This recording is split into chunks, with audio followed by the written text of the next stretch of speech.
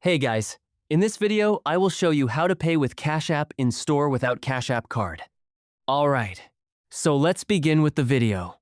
So, in order to pay with Cash App in store without a card, you have to follow these steps. First, open the Cash App on your device. Once you're on the main screen, you'll see a number pad. Here, simply enter the total amount that you need to pay at the store. After entering the amount, tap the Pay button at the bottom of the screen.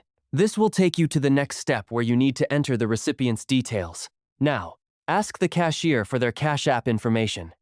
This could be their phone number, email address, or their hashtag username. After entering all the details, double-check everything to make sure it's correct. Then tap the Pay button in the top right corner. The money will be sent instantly from your Cash App balance to the store's account. Another option is using QR code. Simply go back to the main screen, and at the top left corner, you'll see the QR icon. Tap on it to open the QR scanner. Then, scan the QR code provided by the store to make your payment directly through Cash App. Once the code is scanned, you can either enter the amount manually or send the payment straight to the store owner. And that's another simple way to pay in stores using Cash App without needing a card. And that's it. So that's basically how you can pay with Cash App in store without Cash App card.